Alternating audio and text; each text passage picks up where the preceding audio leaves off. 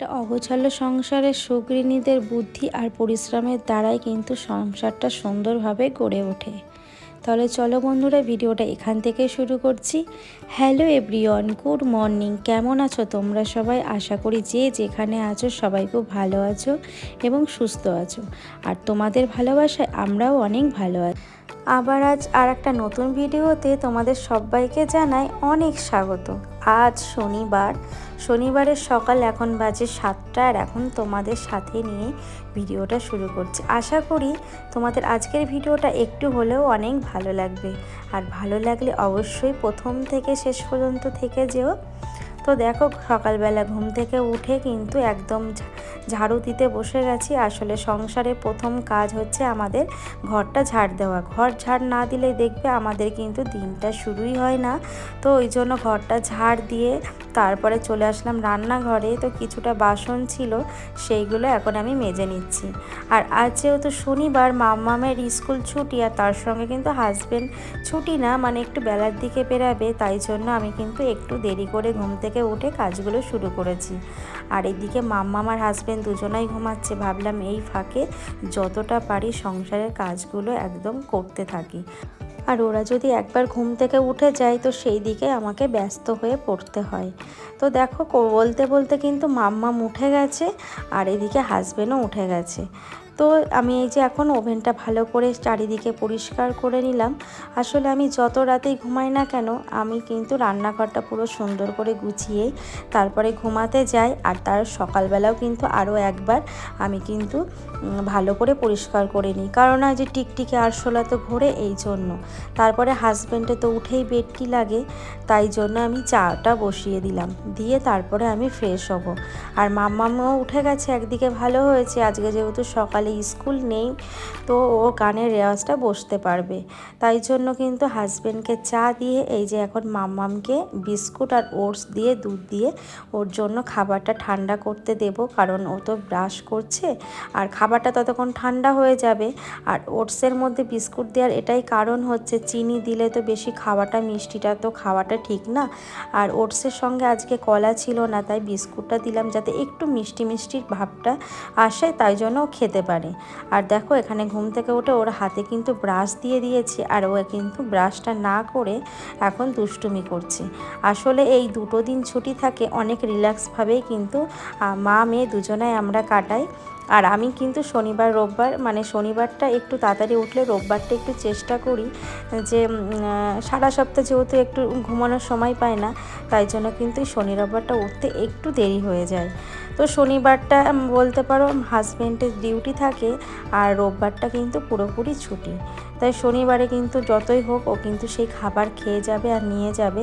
তাই জন্য দেখো, আমি এদিকে শাকটা ভালো করে ধুয়ে নিলাম, আর আমি কিন্তু একদম ফ্রেশ হয়ে চলে আসলাম।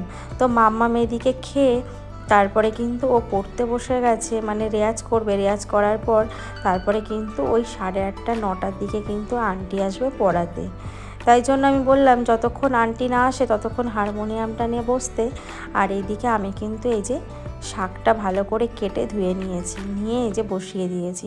আর হাজব্যান্ড এদিকে রেডি হয়ে ও কিন্তু মানে চাটা খেয়ে ফ্রেশ হচ্ছে, ফ্রেশ হওয়া রেডি হওয়া সব একসাথে করবে। আর আমি এদিকে কিন্তু ভাতটা বসিয়ে দিয়েছি। তো আজকে আমি জিজ্ঞেস করলাম, তুমি কি খেয়ে যাবে, ভাত খাবে না রুটি খাবে? ও বললো দুটো গরম গরম ভাতই খেয়ে যাব, আর অল্প করে ভাত নিয়ে যাব। তার কারণ হচ্ছে রুটিটা মানে সকালবেলায় গরমে খেতে চাইছে না, আর রুটি করতে গেলে তো আমার অনেকটা দেরি হয়ে যাবে, তাই জন্য আর রুটিটা করলাম না। আর এটা রাতেই করব। এখন কিন্তু প্রত্যেক দিনই রাতে আমাদের রুটি করা হয়। তো এদিকে দেখো, পেঁয়াজ আর এদিকে কাঁচা লঙ্কা দিয়ে দিলাম শাকটা। আর যেহেতু হাজব্যান্ড থাকে না, তো দুপুরে যখন রান্না করি সেই রান্নাটা না থেকে যায়। মাঝে মধ্যে না একটু সন্ধ্যাবেলা যদি ভারী টিফিন করে তাহলে রাতে আর খেতে চায় না। তো ওর জন্য তো কিছু রান্না করলে তো রেখেই দিই, আমি আর মেয়ে তো দুজনা খেতে পারি না। তো ওকে দেখো সেই খেতে দিয়েছি শাক ভাজা, আর তার সঙ্গে কিন্তু মাছের মাথা দিয়ে যে কালকে পুঁই শাকের তরকারিটা করেছিলাম, সেই পুঁই শাকের তরকারিটা আর শাক ভাজা দিয়ে এখন খাচ্ছে। আর ওর জন্য না আমি কালকে মাছে ভাপা করেছিলাম, মানে ঝাল করেছিলাম, তো সেই মাছটাও খাইনি, মানে ডালের সঙ্গে মাছ ভাজা নিয়ে গেছিলো, তরকারিটা নিয়ে যায়নি। তাই জন্য বললো আমাকে ওটাই দিয়ে দাও, তো ওটাই দিয়ে দিলাম। আর এইদিকে দেখো আমি করবো আজকে রুই মাছ, ঘাটি কচু আর আলু দিয়ে করব রুই মাছ, শাক ভাজা।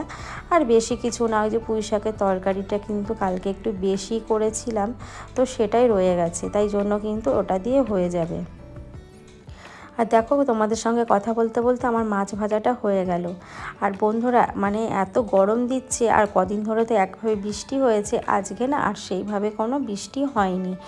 তো এইদিকে মাম্মামকে কিন্তু আন্টি পড়াতে চলে এসেছে, আর আমি এদিকে কিন্তু রান্নাটা বসিয়ে দিয়েছি। আসলে সকাল সকাল হলে কিন্তু খুব ভালোই লাগে। দেখবি সকাল সকাল ঘুম থেকে উঠে যদি আমরা কাজগুলো শুরু করে দিই, মাইন্ডটাও ফ্রেশ থাকে আর কিন্তু কাজগুলো তাড়াতাড়ি হয়ে যায়। আসলে যত বেলা হয় তখন দেখবে কাজের সঙ্গে একদমই পারা যায় না, তখন অনেকটা প্রেশার পড়ে যায়। আর সকালবেলা ঘুম থেকে তাড়াতাড়ি উঠলে কাজগুলো সব হয়ে যায়, আর সব কাজ কিন্তু ধীরে সুস্থে কিন্তু পরিপাটিভাবে গোছানো যায়। আর প্রত্যেক গৃহিণীরাই দেখবে আমাদের মতো প্রত্যেক হাউসওয়াইফরা আমরা কিন্তু অগোছালো ঘরটাই কিন্তু সুন্দরভাবে সাজাতে পারি। আসলে আমাদের তো এই সংসারে কাজ ছাড়া তো বাইরের কোনো কাজ সেইভাবে নেই, তো আমরা ওই জন্য চেষ্টা করি যে ঘরের কাজগুলো সুন্দরভাবে করা। আসলে ঘরের সংসারের কাজ করাও কিন্তু কোনো ছোট নয়, এটাও কিন্তু একটা আর্ট। এই আর্টটা কিন্তু আবার সবাই পারে না, তাই না? তো আমাদের মতো হাউসওয়াইফরাই কিন্তু আমরা পারি একটা সংসার, অগোছালো সংসারকে কিন্তু সুন্দরভাবে গোছাতে। আসলে ঘরের মধ্যে দেখবে যখন হাউসওয়াইফরা দুদিনের জন্য যদি বাড়ির থেকে কোথাও ছুটি নেয়, তখন দেখবে সংসারটা একদম অগোছালো পরিপূর্ণ থাকে। আর যখন বাড়িতে দেখবে পুরো হাউসওয়াইফরা সকাল থেকে রাত পর্যন্ত যখন একটানা কাজ করে, অগোছালো সংসারটাই কিন্তু সেই সুন্দরভাবে পরিণত হয়ে যায়।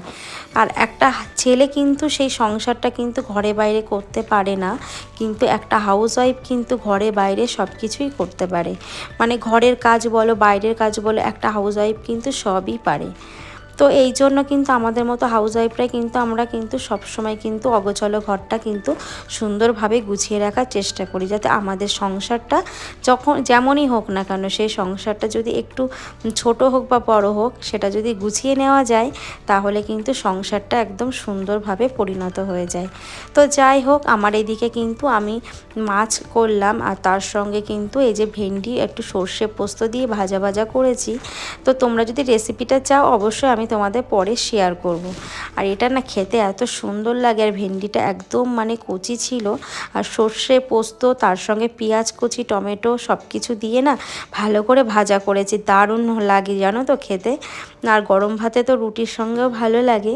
তো যাই হোক, আমার এদিকে কিন্তু হয়ে গেল। আর দেখতেই পারলে আমি কিন্তু সস দিয়ে রুটিটা রোল করে দিলাম, এটা কিন্তু মাম্মামকে দিয়ে দিলাম, কারণ ওর পড়িয়ে চলে গেছে, এখন বলছে ওর খিদা পেয়েছে। তো আমি যেহেতু রাতে কালকে রুটি করেছিলাম, তো একটা রুটি রয়ে গেছিলো, তো সেই রুটিটা না মানে আমি আর ফেলে দিই না, বাসি রুটি হলেও আমি খেয়ে নিই, কারণ না সংসারে যে কোনো জিনিস অপচয় করা ভালো না। আর অপচয় করার থেকে যদি সেই জিনিসটা খেয়ে নিই, সেটা কিন্তু কোনো ক্ষতি নয়। তো বলো, আমি সকালে রুটি যদি করি, যদি সন্ধ্যাবেলাও থাকে, আমি কিন্তু চা বা এমনি কিছু জ্যাম বা কোনো কিছু সবজি থাকলে খেয়ে নিই, সেটা একদমই কিন্তু নষ্ট করি না। আর দেখবে নষ্ট করতেও না অনেকটা মানে খারাপ লাগে। তো যাই হোক, মাম্মামকে কিন্তু ওটা সস দিয়েই রোল করে দিয়েছি, দিয়ে দেখতেই পারলে পুরো বাসনগুলো গুছিয়ে একদম জল ঝরতে দিয়ে দিয়েছি।